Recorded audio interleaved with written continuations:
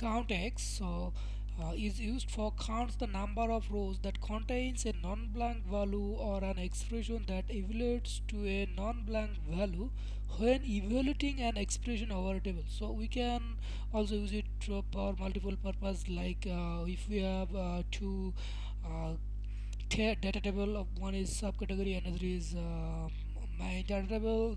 In this case also we can use the count x function. Let's use the count x function for general purpose.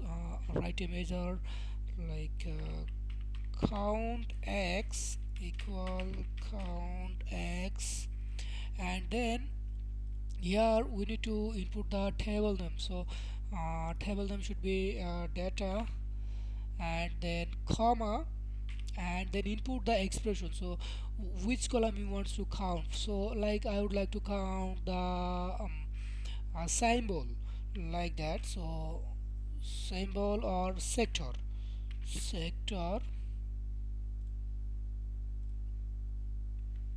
then close the bracket, hit the enter, and then you can see it's now counts the data table, and then this is the column name. So if we remove this also the data, then it can be also work. So this is an example of count x. So let's see the count x example 2.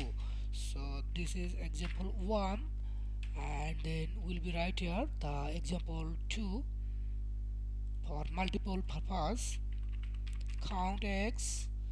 And then here we need to we'll be make some complex function on this count x function. So let's start with count x, and then we'll be use here the filter function, also the related function to once it meets the criteria, then it should be counted. So filter, and then here the table name. So the table name is which table you want to use. So I would use my data table. So I'll be right here data table, and then comma filter expression. So we let's say we want to use the filter expression as subcategory. So we'll be right here the related function, related, and then subcategory sector. So we'll be use here the related function, the another table name is subcategory, column name is sector, and then close the bracket, and then equals what should be the value. So like consumer staples, this should be this is the value. Then once meets the criteria with this table, subcategory table, this is the subcategory table, sector equal consumer staples, then it should be counted. Okay, now close the bracket, and then comma, and then it shows the expression, what should be the expression. So which column you want to count. So I would like to use here data table, and then data table symbol, like symbol, data symbol, then close the bracket, hit the enter, and now this is the example of these two. So you can see that the count x example 2,